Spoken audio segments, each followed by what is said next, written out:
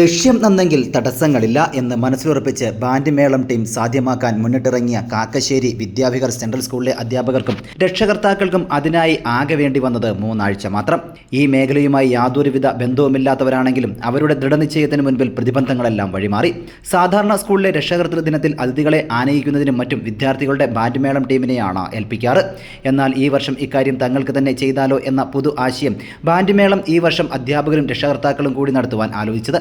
തുടർന്ന് ഇക്കാര്യത്തിന് പ്രമുഖ നർത്തകിയും സ്കൂളിലെ നൃത്താധ്യാപികയുമായ ശ്രീദേവി സുജീഷ് പിന്തുണ പ്രഖ്യാപിച്ചതോടെ ധൈര്യമായി. സ്കൂൾ പഠനകാലത്ത് ബാൻഡ് മേളം ടീമിലെ അംഗമായിരുന്ന ശ്രീദേവി സുജീഷിന്റെ അധ്യാപനത്തിലാണ് വീട്ടമ്മമാരും അധ്യാപകരും സ്കൂളിലെ വിദ്യാർത്ഥിയുടെ മുത്തശ്ശിയടക്കമുള്ള ടീം പഠനത്തിനായി ഇറങ്ങിയത്. അവസാനവട്ട മിനുക്കുപണികൾക്കായി അന്നക്കരയിലെ സൈമൺ മാഷും സഹായം ചെയ്തു.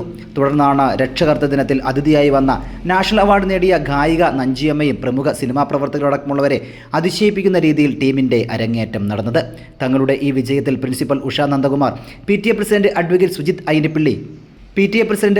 Sujith Airippully, managing trustee advocate Mohanakrishnan എന്നിവരുടെ തുടർച്ചയായ പ്രോത്സാഹനങ്ങൾ പ്രചോദനമായെന്നും തുടർന്നും ബാൻഡ് മേളവുമായി ബന്ധപ്പെട്ട മത്സരങ്ങളിൽ പങ്കെടുക്കുവാനാണ് തീരുമാനമെന്നും ടീം മാനേജർ ശ്രീദേവി സുജീഷ് പറഞ്ഞു.